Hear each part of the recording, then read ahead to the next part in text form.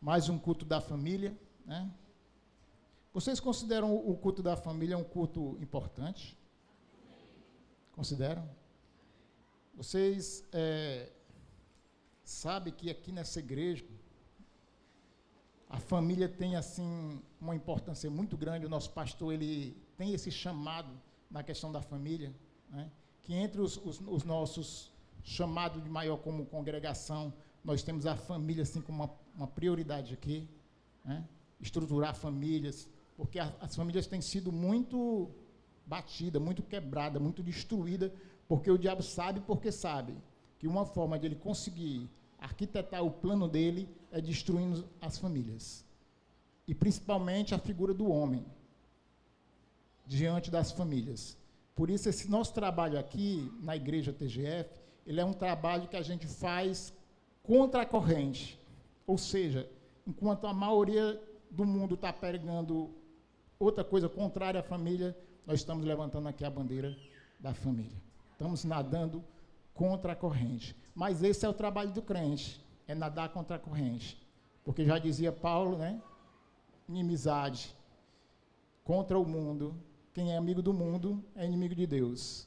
Então, sempre o mundo vai pregar, vai colocar coisas que é contrário àquilo que a gente crê, aquilo como a gente acredita. O fluxo do mundo anda de um jeito, o rio do fluxo do mundo anda de um jeito, o rio do fluxo do crente anda de outra forma, anda diferente, né? Por isso, essa grande importância dessa bandeira levantada aqui, que é a família. E como não podia deixar de ser, eu vou trazer palavra de família.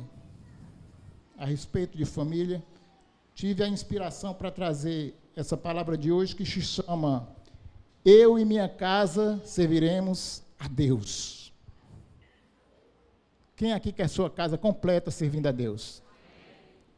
Nós entendemos, querido, que aqui, apesar de não conhecer todos, mas de conhecer alguns, que aqui tem pessoas que a mulher serve ao Senhor e o marido não. Aqui tem pessoas que a mulher e o marido estão aqui, mas os filhos não. Aqui tem pessoas que os filhos estão aqui, mas a mãe e o pai não, né? Tem muitos jovens que eu conheço aqui, que só tem ele aqui. Sua família não está aqui, né? Mas como disse o Rod no começo, vamos continuar crendo que essa história vai mudar, né? Porque aquele que declara, continua declarando a palavra, ela se torna verdade. É necessário que você creia. Eu queria chamar aqui a minha esposa Selma.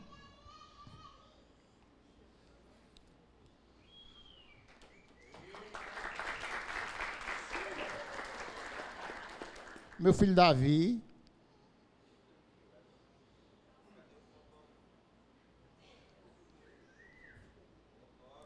Já vem trazendo meu neto Dono Brás.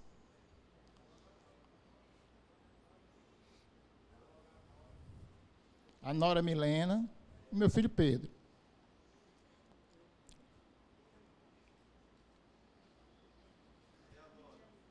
Ali a nora Milena. A nora 2, ela está no processo de oração. Estamos gerando a nora 2, que vai ser a segunda parte da herança, né, da família, a segunda parte. Muito importante também. Queridos, por que eu chamei ele aqui na frente? Porque, primeiramente, para mim, e isso vai estar muito na palavra de hoje, para mim, isso aqui é o meu maior presente.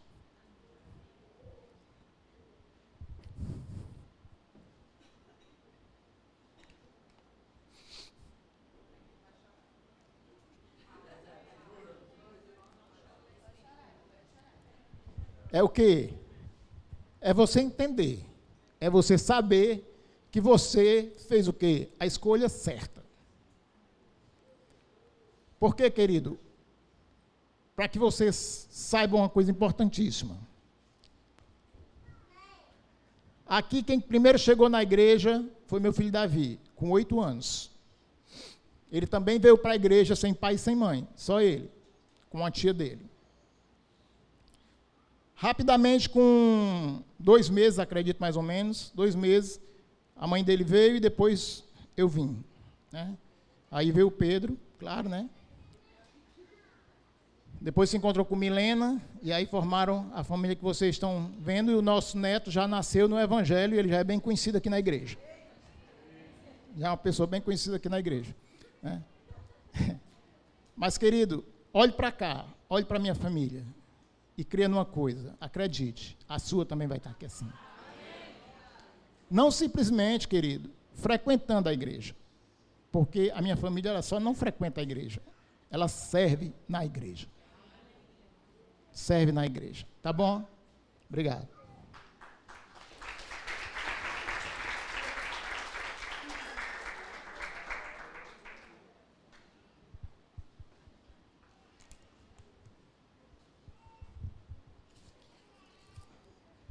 Vamos lá, né?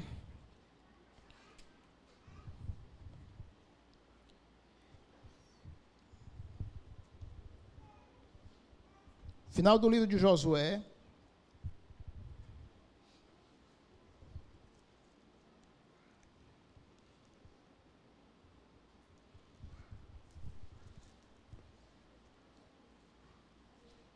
Finalzinho lá, último capítulo de Josué.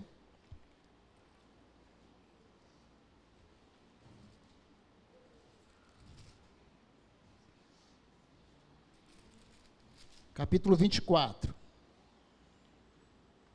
Versículo 15. Mas nós vamos ler aqui a partir do versículo 14.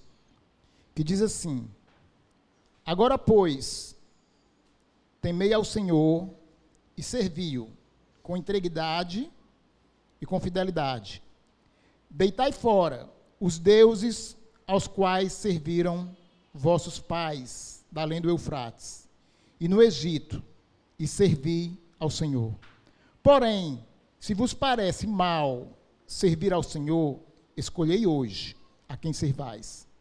Se aos deuses a quem serviram os vossos pais, que estavam da além do Eufrates, ou aos deuses dos amoreus, em cuja terras habitais. Eu e minha casa serviremos ao Senhor. O autor dessa frase, dessas palavras aqui, foi Josué, né?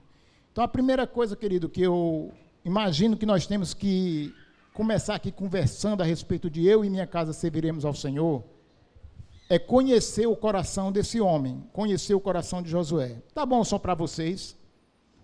É porque aqui a gente parece que está sem retorno, eu estou me ouvindo muito bem, não. Então, vamos conhecer o coração de Josué. Para começo de história, querido, no livro de Êxodo 24:13, é a primeira citação que eu encontrei na Bíblia falando a respeito de Josué. E diz assim, não precisa abrir aí, eu vou só citar o que está escrito.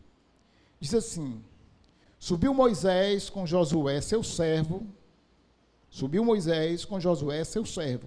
Só está escrito isso em Êxodo 24:13. Qual a primeira coisa que eu aprendo aqui com Josué? Ele era servo. Primeira coisa do coração de Josué, ele era um cara servidor, ele era servo. Primeira citação, quando se fala a respeito de Josué, diz assim: subiu Moisés com o seu servo Josué. Outra coisa que eu aprendo a respeito do coração de Josué, está escrito lá no livro de Êxodo 33, do versículo 11 ao 18. E diz assim: Josué, filho de Num, que lhe servia como auxiliar, não se afastava da tenda. Josué, filho de Num, que lhe servia como auxiliar, não se afastava da tenda. Qual é a segunda coisa que eu aprendo aqui a respeito do coração de Josué? Ele era um cara que amava a presença de Deus. Se vocês não sabem dessa história da tenda, Moisés construiu uma tenda. E essa tenda era chamada de tenda do encontro. Lá ele ia se encontrar com Deus. Moisés entrava e Josué ficava do lado de fora. Ali. Não sei quanto tempo Moisés passava lá, mas quando Moisés saía, a palavra diz que Moisés saía, mas Josué permanecia lá. na presença. Então, a gente encontra dois detalhes importantes a respeito do coração de Josué. Primeiro, que ele era um cara servidor, era um servo. E depois, que ele era um adorador. Adorava, amava a presença de Deus. Uma terceira coisa que nós vamos falar aqui, tem várias coisas, claro que eu escolhi só algumas para a gente conversar aqui rapidinho. Uma coisa que fala do coração de Josué, a respeito do coração de Josué. Teve um episódio em que o Senhor mandou espias para ver a terra de Canaã, que era a terra da promessa. Josué era um que estava no meio deles. Todos foram e voltaram. Quando voltaram com uma perspectiva negativa. E passaram aquele espírito negativo, de perspectiva negativa para o povo, apavoraram o povo. Não, lá realmente a terra é boa, lá realmente é muito, mana leite e mel, mas lá existem homens poderosos, existem gigantes, eles olham para a gente como se a gente não fosse nada, como se a gente fosse assim, os gafanhotos. Mas a palavra diz que Josué e Caleb se levantaram com um espírito diferente daqueles. Josué e Caleb se levantaram com um espírito diferente daqueles e disseram assim, não é assim.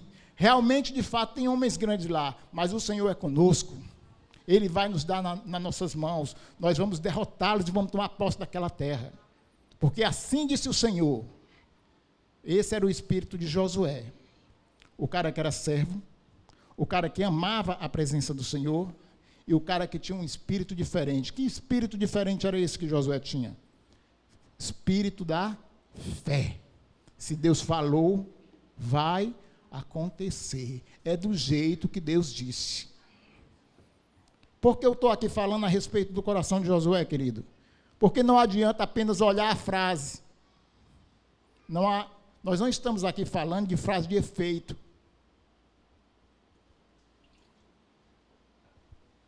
Você sabe o que é frase de efeito? Frase de efeito é aquela frase muito usada, palavras usadas pelos coaches. Você vai conseguir, você vai vencer, você é insuperável. Você é o primeiro, aquilo que você pensar na sua mente vai ser assim. Frase de efeito. Frase de efeito que modifica o quê? O psicológico. E tem efeito? Tem, porque consegue dar uma mudança no psicológico e realmente tem algum tipo de efeito, mas não estamos falando de frase de efeito. Nós estamos falando aqui da frase saída da boca de um homem que era servo, que andava na presença de Deus e que era um homem que tinha fé. Não é frase de efeito, é palavra de vida. Não é apenas frase, é uma palavra de vida. Ele olha para o povo e diz, quanto a vocês eu não sei, mas eu e minha casa serviremos ao Senhor.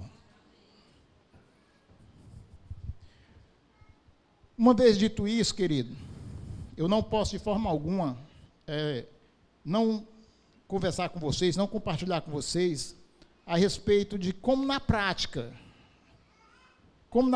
irmão Oswaldo, eu vou fazer com que eu e minha casa de fato, sirva ao Senhor. Porque a vontade do meu coração é que a minha casa esteja aqui.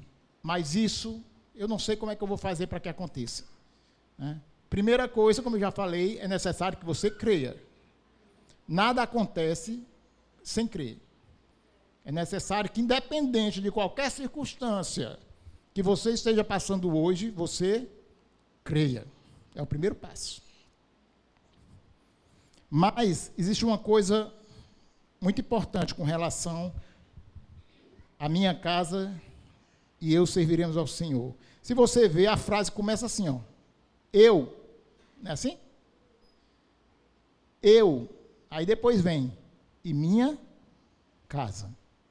Então, querido, para minha casa servir o Senhor, primeiro tem que vir papai aqui, sou eu.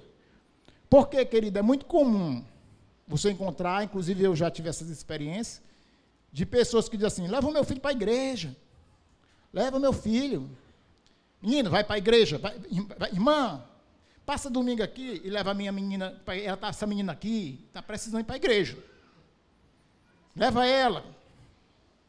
É assim que funciona não, irmão. Não é desse que jeito funciona não. É eu, primeiro. Eu. E depois, minha casa.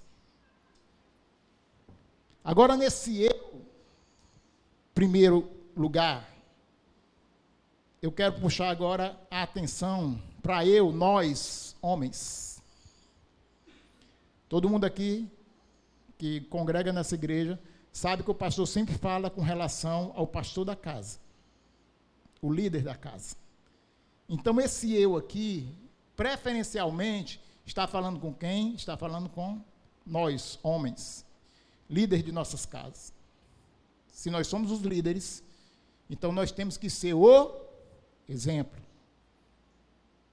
Temos que ser o exemplo. Claro que acontece de forma diferente, de diversas formas diferentes. No meu caso também, primeiro veio meu filho, né? Eu era católico, quase roxo. Era um católico quase roxo. Não era muito roxo não, mas era quase roxo. O que é o católico quase roxo, para quem não sabe? É um cara bem católico. E o católico quase roxo, porque tinha algumas crenças que estavam na ideologia católica que eu não conseguia assimilar muito, sabe? Eu era um católico meio desviado, assim, né? Não era totalmente... eu era meio desviado. Eu não sei se tem algum católico aqui. Eu não tô aqui para falar da religião católica, estou contando a minha experiência, né? Estou falando aqui da minha experiência. Se você for católico e estiver nos visitando, não me leva a mal, estou só contando a minha experiência.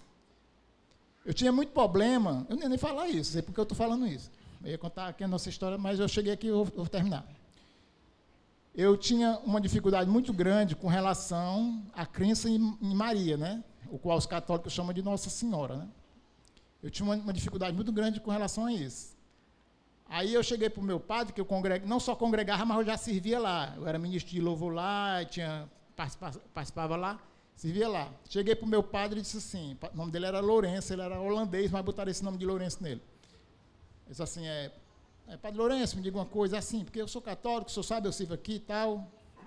Eu já ministrava o crisma, para quem sabe o que é crisma na igreja, eu ensinava, né, o crisma para os adolescentes, desviei um bocado de menino, né? Aí, mas graças a Deus isso é passado. Mas eu ensinava, né? Aí eu cheguei para o padre Lourenço e disse assim, padre, é o seguinte, eu tenho dificuldade nesse negócio de crença de Maria, né? Eu me sinto assim meio ruim, porque na igreja católica, o que é que o senhor me sugere aí que eu faço? Como é que eu faço para crescer essa fé em Maria que eu não tenho? Aí o padre olhou assim para mim e disse assim, role a Bíblia. Aí eu peguei e disse assim, rapaz, esse padre aqui não acredita também não. Ele não teve coragem de me falar, não.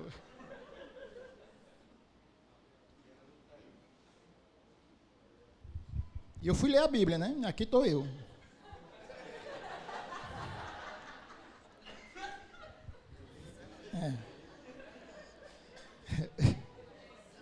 Pois bem, nós estávamos falando o que mesmo? Porque eu saí aqui um pouco da linha do pensamento. Nós estávamos falando em eu ser o líder da minha casa. O homem ser o líder da minha casa. A palavra, querido, fala em Provérbios, né? Fala em Provérbios que você ensine a Provérbios 22, versículo 6. Você ensine o seu filho a andar no caminho. No caminho. Que significa o quê? Que você tem que estar andando com ele, no caminho. Não é ensine o seu filho a andar o caminho, é no caminho. Você precisa estar aqui, andando com ele. É preciso que eu esteja no caminho. Porque, querido, o nosso filho, quem é pai aqui vai entender muito bem o que eu estou dizendo. Nosso filho nos copia. Nos copia. Principalmente quando ele é criança, pequenininho, até certa idade, ele nos copia, ele nos observa em tudo e nos copia. A Milena estava falando ontem lá em casa que o Dom tem os 3 jeitos do Davi. As coisas que o Davi, eu não vou fazer aqui para não expô-lo, né?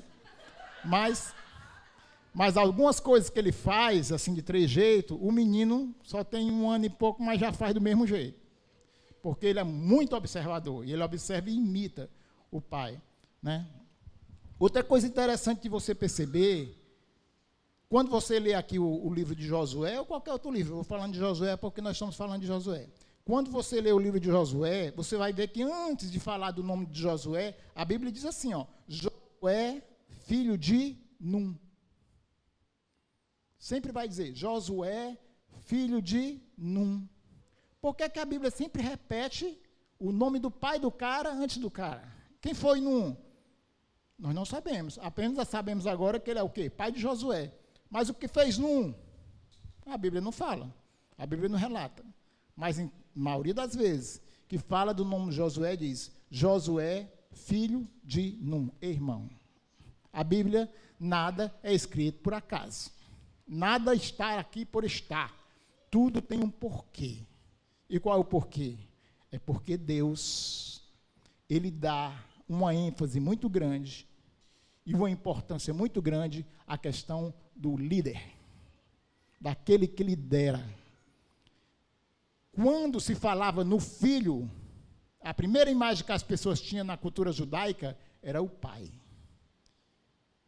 Se aquela criança, aquele jovem, ele era um jovem que estava trabalho, era um jovem que estava desviado, primeira coisa que as pessoas falam, cadê o pai desse menino? Quem é o pai desse menino?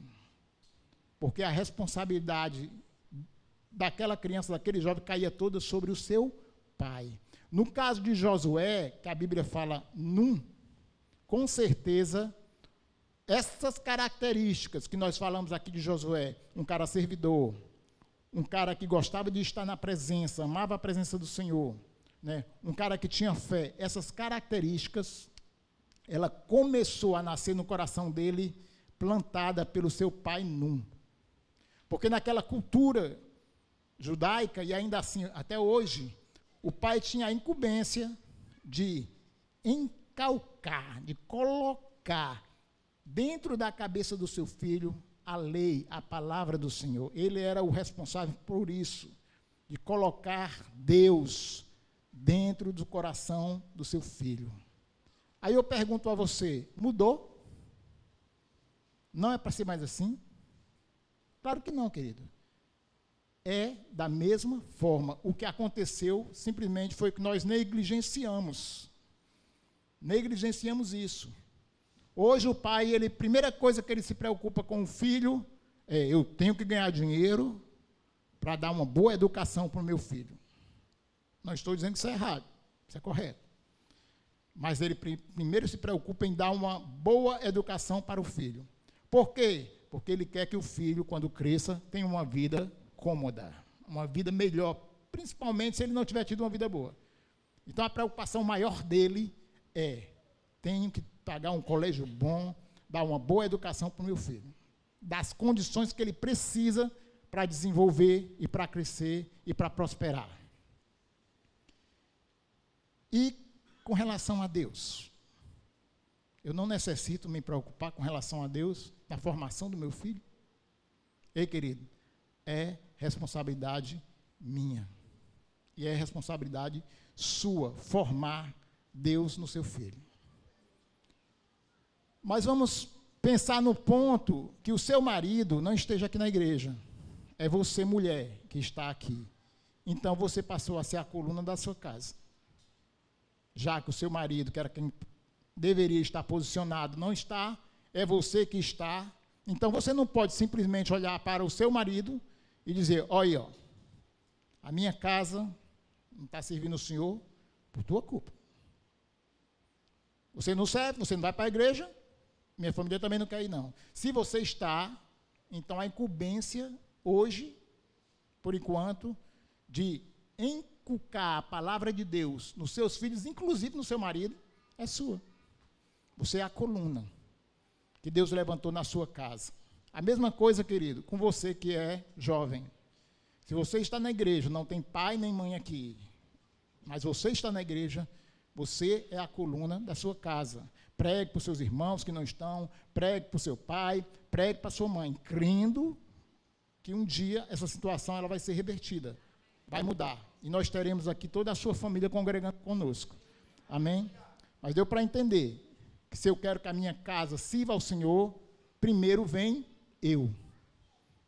E, de preferência, o homem. O homem é o pastor de sua casa.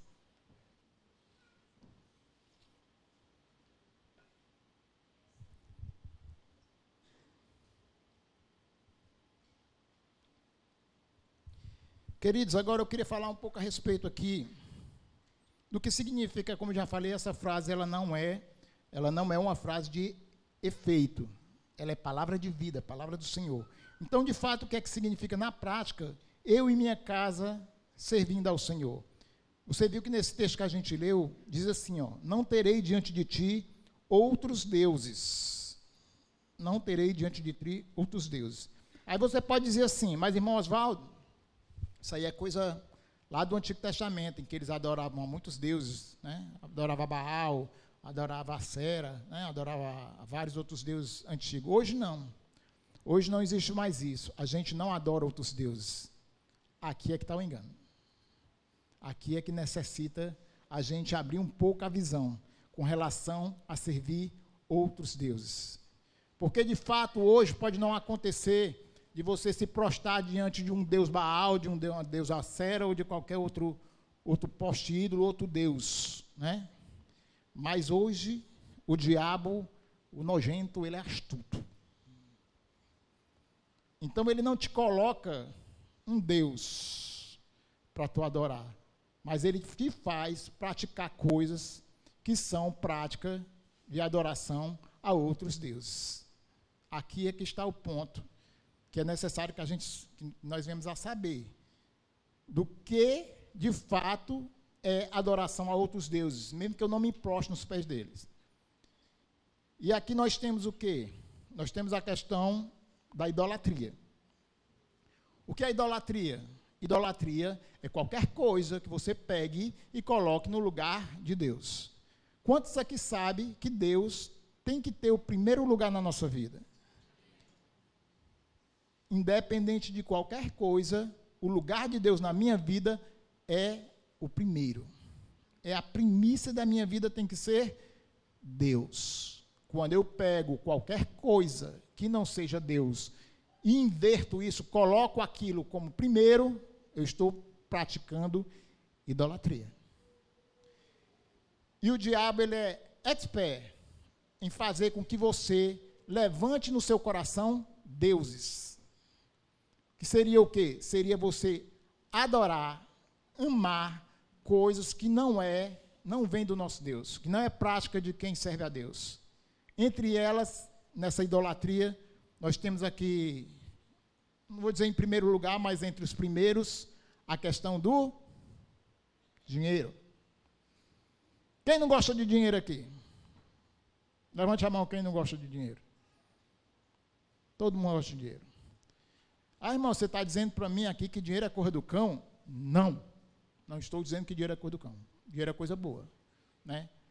Quando é que o dinheiro passa a ser um problema? Quando ele se torna o teu Deus. Quando você começa a viver em função dele. Nós temos que entender uma coisa, essa história de o que é alguma coisa ser o meu Deus. Quando algo não é o meu Deus, ele me serve. Mas quando ele se torna o meu Deus, eu o sirvo. Deu para entender?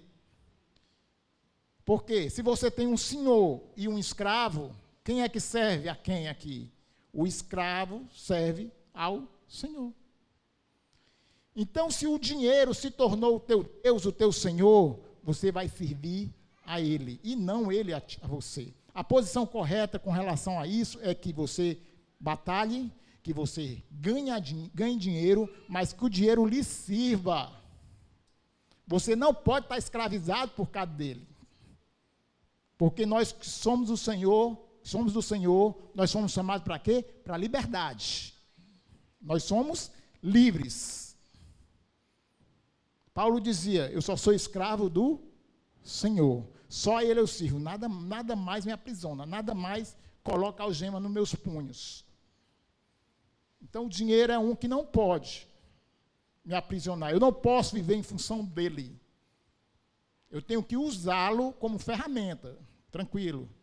Usá-lo para dar uma vida cômoda para mim, para os meus filhos, usá-lo para entesourar a casa de Deus e a obra do Senhor.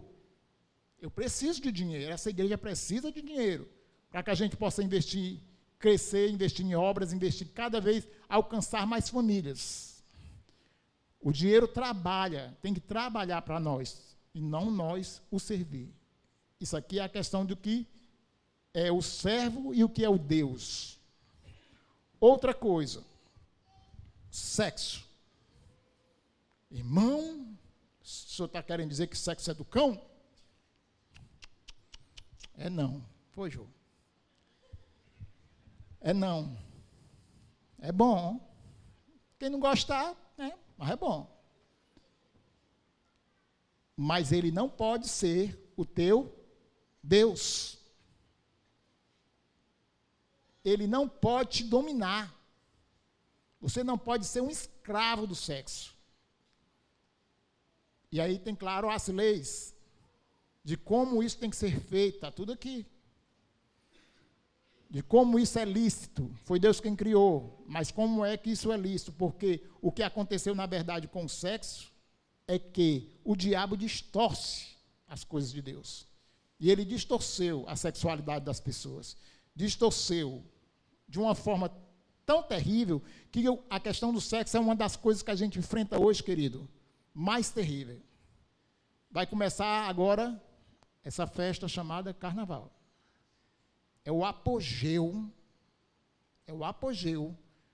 da questão do sexo sem pudor, da sensualidade aqui no Brasil.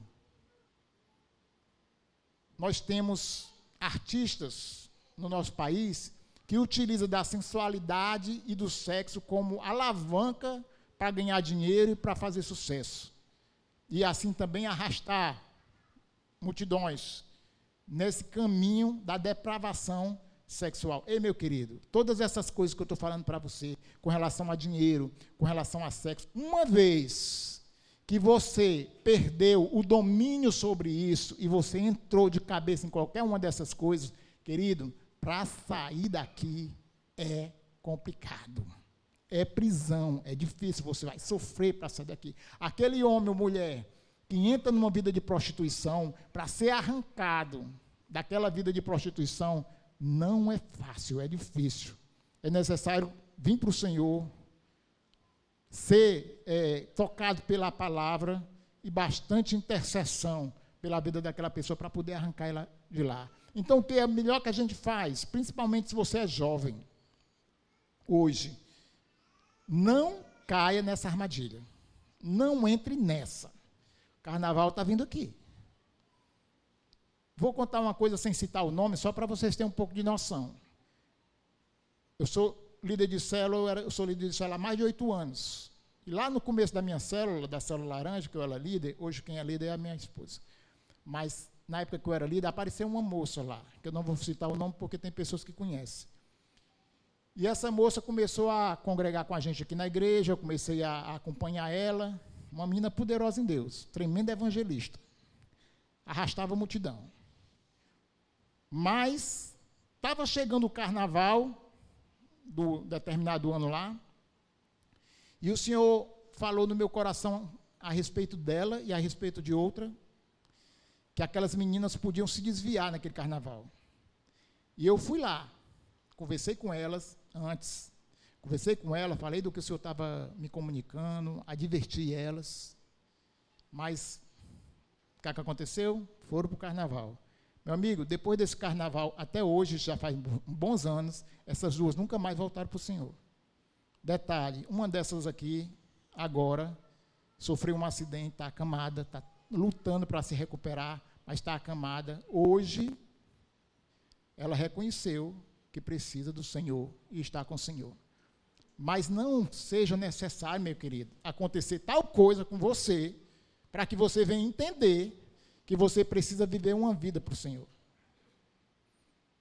Nova, ainda nova, muito nova, está numa situação acamada, né, se desviou, foi viver os prazeres aí da vida, esses prazeres que nós estamos falando, essas coisas que dominam as pessoas, sofreu um acidente e hoje se encontra nessa situação, mas agora está buscando o Senhor. Graças a Deus por isso. Mas não necessariamente é preciso que você chegue a tais situações para poder buscar o Senhor. Não espere que aconteça na sua vida essas coisas.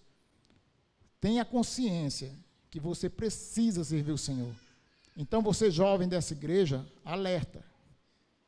Está chegando, vai aparecer convite, vai aparecer um bocado de coisa para você agora nesses dias. Mantenha-se firme.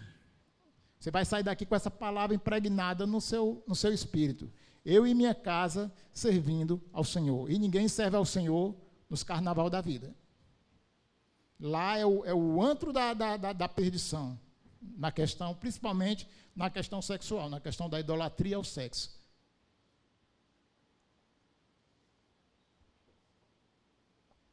Dinheiro e de sexo. Deixa eu ver mais uma coisinha que eu gostaria de falar. A questão do dinheiro, a questão do sexo. E o poder. Né? O dinheiro está também relacionado com o poder. E o que seria o poder? É aquela questão, né, das pessoas desejarem ser poderoso. Ser poderoso. Ah, irmão, mas isso aí é para quem é político. É para quem é deputado, é presidente. Esses caras aí é que são loucos por poder, fazem tudo por poder. Né? Você vê o que acontece na política, eu não vou nem perder meu tempo falando aqui, não. A confusão e a briga, a loucura que acontece na política por causa de poder. Eles esquecem até do principal, né, objetivo pelo qual eles foram eleitos, que é cuidar do povo, da cidade ou do país, naquilo que eles foram eleitos. Eles passam a brigar por causa própria, tudo na questão de quem, de fato, vai mandar, de quem tem o poder. Né? Isso é que acontece, a gente vê acontecer na política, pelo menos no nosso país. Mas, só que tem um detalhe com relação a poder aqui, querido. Não é poderoso só quem está no governo, não. Quem é presidente, quem é deputado, não. Isso acontece na sua empresa. Isso acontece onde não era para acontecer, dentro da igreja. Dentro da igreja. Infelizmente, hoje, nós estamos vendo a igreja do Senhor ser muito abalada com relação a essa história de poder. De pessoas que querem ser o dono da igreja, o mais poderoso da igreja. Né? O nosso pastor aqui sempre nos advertiu com relação a essa história de cargos, de poderes, né? de um lugar. Né? Eu não sirvo pelo cargo que eu tenho. O meu propósito não é o cargo, o meu propósito é o quê? O meu propósito é o propósito, que é o quê? Ganhar pessoas, fazer a diferença na vida de pessoas, modificar famílias, mudar a história de famílias. Mas, infelizmente, muita gente, até dentro da igreja, está mais preocupado se ele é o líder, de que ele é líder. Né? E aí começam a arranjar títulos. Apóstolo, bispo, acho que até chegar acho que por enquanto, o maior que se arranjou até agora, que eu acho que eu conheço, que é o bispo, né? O bispo é o bispo, no caso, nosso bispo aqui, é o pastor Astro, é o bispo. É o Papa Maior.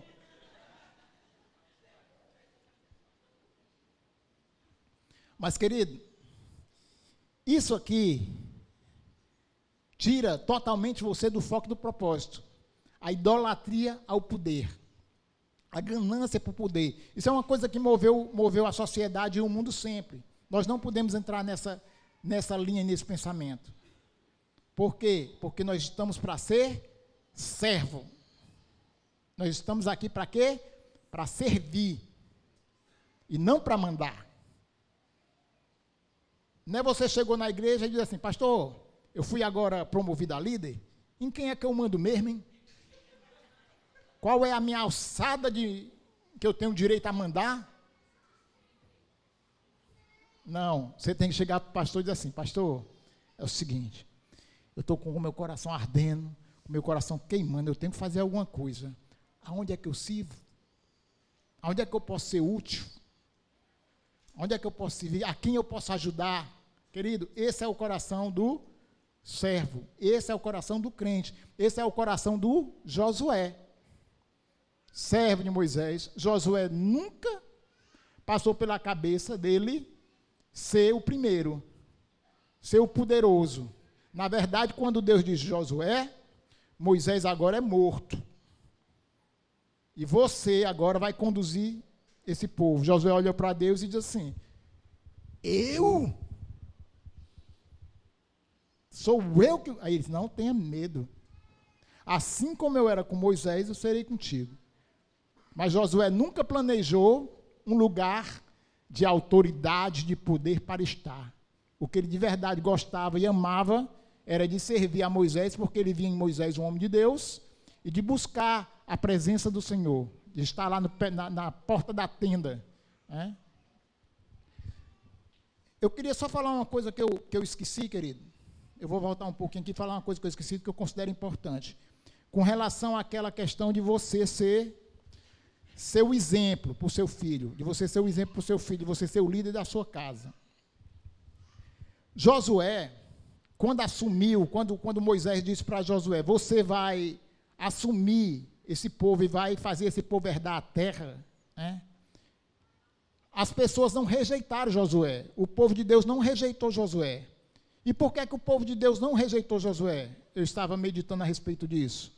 É por aquilo que a gente leu um pouquinho antes aqui, que dizia que Josué não se apartava da tenda, Josué era servo de Moisés. As pessoas daquele povo acompanharam a trajetória de Josué. E sabiam que Josué era um cara adorador, era um servo, e que ele com certeza seria um bom líder. Por quê? Porque acompanharam toda a trajetória dele. Durante quanto tempo? 40 anos. Não foi um dia nem dois, não. 40 anos. Josué assumiu aquele povo porque ele tinha testemunho de vida, de procedimento, de como ele vivia. A questão do exemplo. O povo olhava para ele e via nele um exemplo. Então não teve problema nenhum em aceitar Josué como seu líder. Problema nenhum em aceitar Josué como seu líder. Só para enfatizar isso, para te dar um exemplo, eu vou contar um exemplo meu, que aconteceu comigo. O Davi tinha mais ou menos uns 8 anos de idade, talvez menos, 6, 7 anos, mais ou menos isso aí. Eu coloquei ele numa escolinha de futebol de salão, lá perto onde a gente morava, em Fortaleza. E aí tinha dia que tinha jogos, né, jogos daquele time lá dele, né, e o meu filho ali, ele nunca teve um talento muito bom para jogador, sabe? Quem já jogou com ele sabe que ele não tem essa característica, né? Como todo menino, eu sonhei um dia ser jogador de futebol, né? Não deu para mim, eu pensei, não, quem sabe o meu rebenta ali seja um jogador de futebol famoso. Vou botar ele na escolinha. Não deu muito certo, não. Ele não era muito bom, não. Aí, em determinado dia, ele estava lá jogando, né, um jogo na quadra, lotado de pai, assim, cheio de pai aqui na quadra, né, e eu lá entre os pais, né, empolgado. Vai, Davi, daí a bochecha desse tamanho. Aí o Davi pegava e corria, aí teve uma bola que sobrou para o Davi, meu irmão, era só chutar e fazer o gol. O Davi veio de trás e a bola não chegou nem lá. Aí eu peguei, gritei. Eu já estava nervoso, né? Fiquei nervoso naquele negócio do jogo.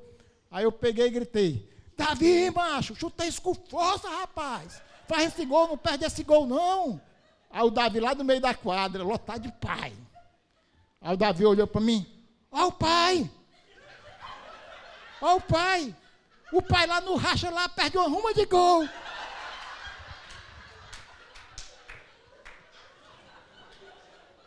Eu levava lá na empresa tinha um racha todo sábado. Eu jogava todo sábado e às vezes eu levava ele, né? Aí ele ficava me vendo lá no racha, né? Aí ele: ó o pai, lá no racha perde um bocado de gol. Aí o pessoal que estava na lateral da casa, aquela ruma de pai, tudo, ó.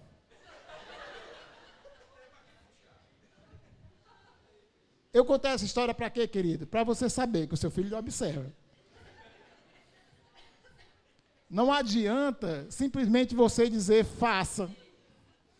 Não adianta simplesmente você dizer é assim que tem que se fazer, é esse o caminho que você tem que seguir. Ele vai chegar para você e vai dizer, ô pai, tu faz? Vai para a igreja, o senhor vai. Vai orar, meu filho, o senhor ora. Vai ler a palavra. Pai, eu não vejo o senhor lendo palavra, não.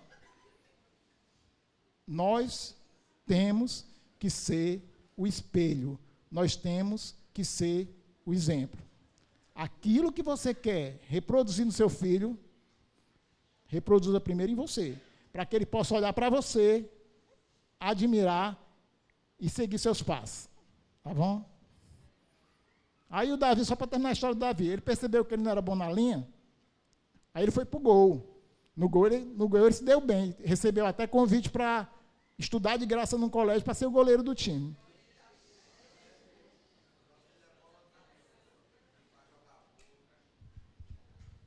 Mas você entendeu, né? Que a gente precisa ser o exemplo a nosso filho. A gente precisa caminhar na frente para que ele possa nos seguir. Tá bem?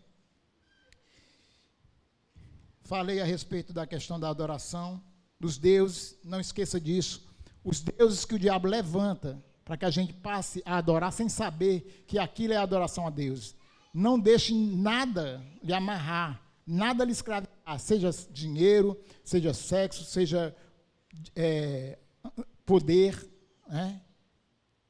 Seja o dominante, o senhor das coisas, e não deixe que as coisas lhe escravizem. E coloque em primeiro lugar, tudo que você for fazer, tenha consciência que o primeiro lugar tem que ser o de Deus. Fazendo isso, querido, você vai estar caminhando num caminho de você e a sua casa servirem ao Senhor. Esse é o processo, esse é o caminho. Outra coisa é o seguinte, querido. No livro de Isaías 28:3, o Senhor fala, esse povo me honra com os lábios, mas não com o seu coração. O seu coração está longe de mim. Então aqui a gente tem um alerta para nós, para a nossa vida, para a vida da nossa família. O Senhor está, uma reclamação do Senhor diante do povo, é que o povo o amava só de palavra. Mas, na verdade, o seu coração estava distante dele. Então, eu compreendo que o quê? Eu compreendo que é necessário eu servir o Senhor com o meu coração. Não só dizer, Senhor, eu te amo. Senhor, tu é meu Senhor. Senhor, Senhor, Senhor. Eu tenho que amar com o coração. Quem ama com o coração, pratica. É uma verdade, aquilo é uma verdade dentro de você. Não é simplesmente palavras. E o Senhor nos alerta hoje a respeito disso, nessa palavra que se encontra no livro de Isaías 28:13. Então, querido, é importante você fazer uma pergunta. Eu quero que você saia daqui também com uma pergunta hoje. Que pergunta é essa? Aquilo que eu falei a respeito de ser exemplo, né? A pergunta é assim, o que é que na sua casa, sua família vê você fazendo? Você adorando, você lendo a palavra, você servindo ao Senhor? Se pergunte a você mesmo e reflita. Por quê? O que é que eu estou adorando? O que é que eu estou admirando? E o que é que eu estou, de fato, praticando? O que eu estou adorando, o que eu estou admirando e o que eu estou praticando? Porque aquilo que eu adoro, aquilo que eu admiro e aquilo que eu pratico vai dizer aonde está o meu coração. Não é no que eu falo. Não é o que eu digo. É naquilo que eu admiro, naquilo que eu pratico. E a minha família é o melhor termômetro para saber do que é que de fato eu admiro, do que é que de fato eu pratico. E do que é que de fato eu adoro. Essas três coisas aqui vai te dar um norte, um destino, onde é que está o teu coração. Porque muitas vezes a gente tenta se enganar né, dizer algo a nosso respeito e não faz assim uma pesquisa de fato por dentro para descobrir de onde é que está meu coração de verdade.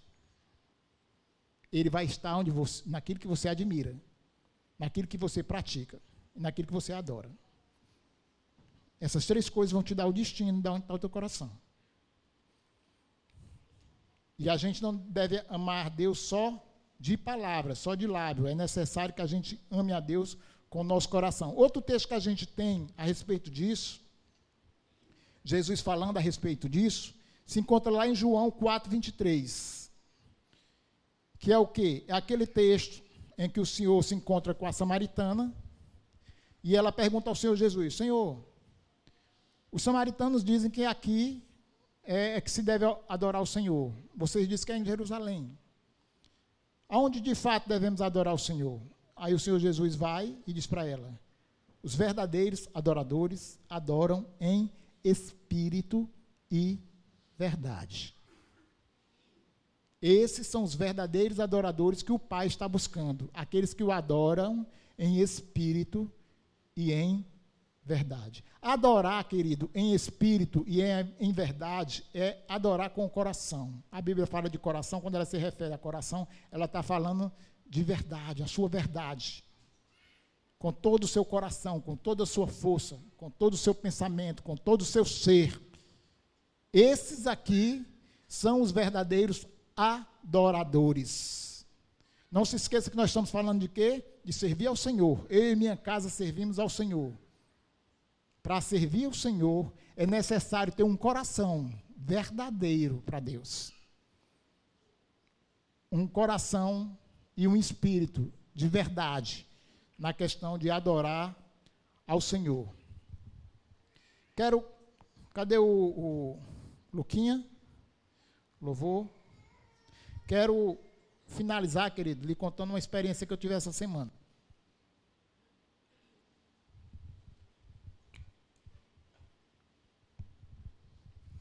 Essa semana, o Zé está aqui, a Cristina não está não. A Cristina está na salinha? Está na salinha. A Cristina, esposa do Zé, esse rapaz, levanta aí, Zé, vou te ver. Levanta aí, fica de pé aí. Vou te ver. Aí, esse aí é o Zé. Cristina é a esposa do Zé, mora vizinha à minha casa. Obrigado, Zé. A Cristina, essa semana, chegou lá em casa com uma taça. Eu sou meio exagerado, mas não estou exagerando não, está ali a minha mulher que pode me ajudar. Era mais ou menos desse tamanho a taça, era grande. Era uma taça mais ou menos desse tamanho. Cheia de vinho. De vinho não, de suco de uva. Cheia de suco de uva. Falei vinho porque eu lembrei logo do vinho, mas é suco de uva. E eu posso lhe dizer uma coisa. Aquele suco ali, Pronto, aí minha esposa está dizendo que a gente nunca tinha tomado um suco daquele. E é verdade, é fato. Porque aquele suco ali, ele estava muito forte. Segundo a minha esposa, eu não entendo dessas coisas, mas segundo a minha esposa não tinha água. Era só o suco da uva mesmo. Foi muita uva para farrer aquele suco. E lembre que a taça era desse tamanho, bem grandona. Grande mesmo, ela te bateu até uma fotografia. Fotografia, ainda sou do tempo da fotografia. Uma foto, uma selfie. Fotografia é bom. Desse tamanho a taça de uva, né? E aí ela, quando ela chegou, ela disse o seguinte: eu não preciso, que a Cristina é assim meio cheia de poses, né, de coisas, né? Ela chegou e disse assim, ó: eu não preciso dizer nada. O Senhor me mandou. Aí, entregou a taça, né? Aí eu e a Selma, nós ficamos perguntando: o que é que Deus está querendo nos transmitir a respeito dessa taça de vinho, né? Aí ficou eu, a Selma e o Pedro tentando identificar o que é que Deus estava querendo nos transmitir com aquele ato que ele inspirou a irmã a fazer. Essa semana eu preparei isso aqui, né? Essa palavra que eu estou dando para vocês. Então até falei para eles assim, eu acredito que Deus vai transmitir uma palavra para cada um de nós de forma diferente. Para mim ele está dizendo uma coisa, para você, Selma, ele está falando outra, para você, Pedro, ele deve estar falando outra. Naquilo que a gente tem conversado com ele, naquilo que a gente tem buscado do Senhor, o Senhor consegue, ele tem essa capacidade de conseguir, com o mesmo ato, transmitir 3 palavras diferentes para cada pessoa, né? Mas eu, em particular, vou falar da minha percepção, com relação ao que eu percebi dessa inspiração que o Senhor fez a irmã Cristina fazer, através dessa taça. Eu estava preparando essa palavra, eu e minha casa serviremos ao Senhor, né? A primeira coisa que eu me lembrei, fala de quê? Eu me lembrei rapidamente de Jesus.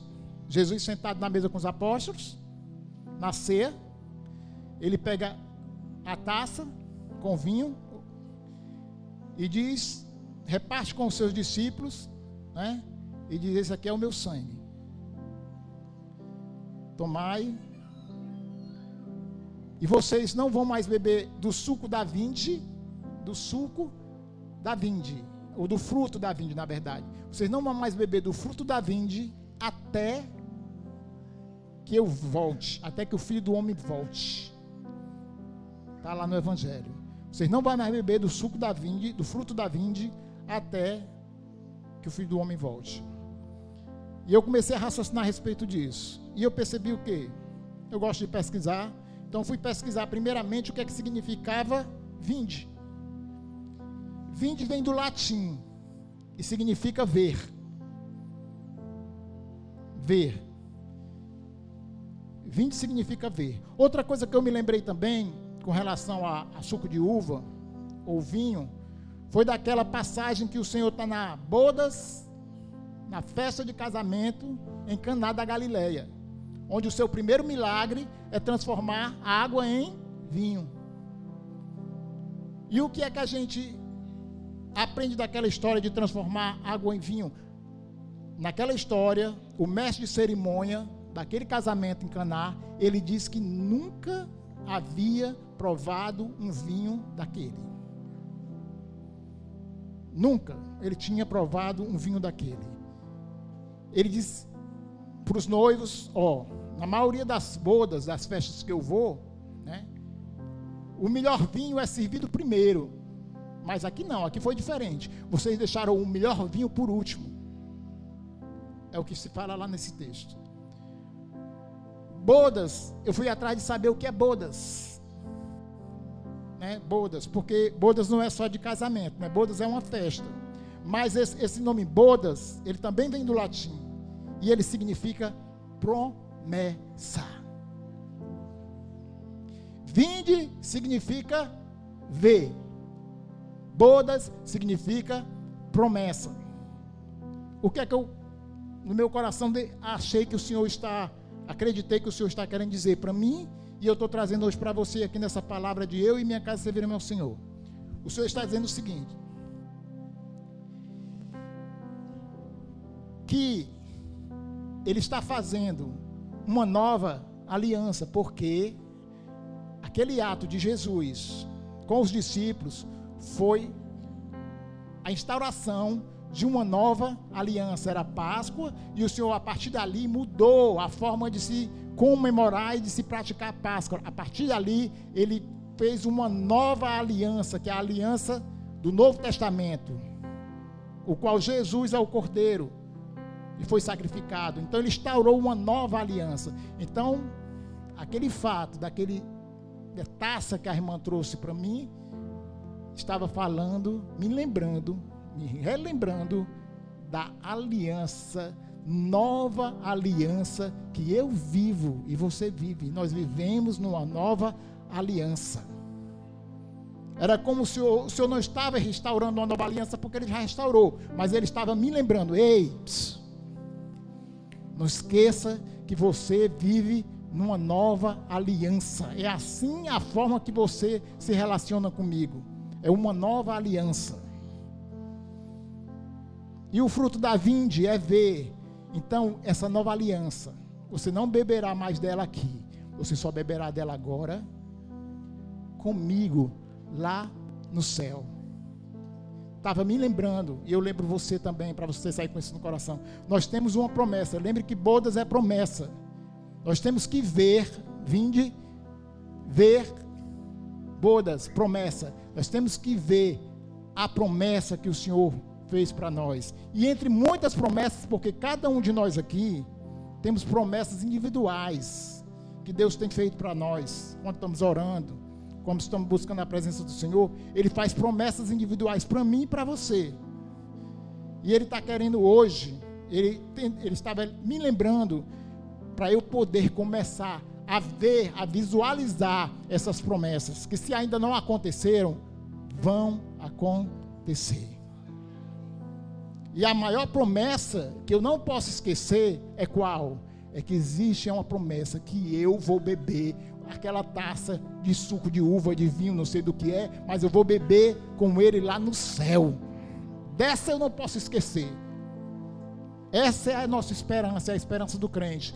Ele vai voltar para me buscar e eu vou tomar daquela taça de suco de uva com Ele. E vai ser um vinho, acredito eu, ou um suco de uva, acredito eu, melhor do que aquele que a irmã Cristina me serviu.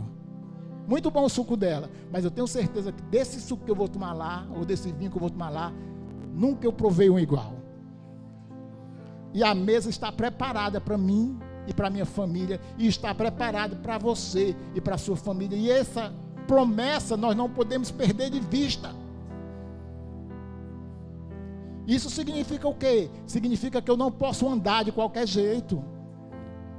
Não sei como é que você se encontra aqui hoje, se você está triste, se você está desanimado, se você está desesperançoso, o que é que de fato, como é que está o seu sentimento?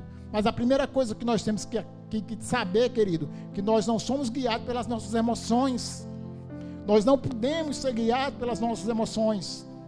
Nós temos que ter certeza de uma coisa: o Senhor tem promessas para nós, promessa para a nossa família, e a gente tem que passar a vê-las como se já existisse, Essa é a nova aliança. Ele venceu, e com eles nós também somos vencedores. Então não podemos andar como derrotados. Eu e minha casa serviremos o Senhor, crendo e vendo todas as promessas do Senhor se realizar na nossa vida, se realizando na nossa vida, porque aquele que prometeu, Ele é fiel para cumprir. Se você ouviu essa palavra, tudo que foi dito hoje aqui, tudo que nós temos, tudo que nós compartilhamos, e você entende que é necessário fazer uma mudança na sua vida, se você ainda não tem Jesus, nós estamos aqui lhe chamando para a gente orar por você, para que haja uma mudança de postura, porque para que a minha casa passe a ser serva do Senhor, a primeira pessoa que tem que tomar uma postura sou eu. O espírito diferente que havia em Josué era um espírito de fé. Ele fala de quê? Ele fala de uma postura diferente, de um posicionamento diferente. Josué teve um posicionamento diferente e uma postura diferente de todo aquele povo.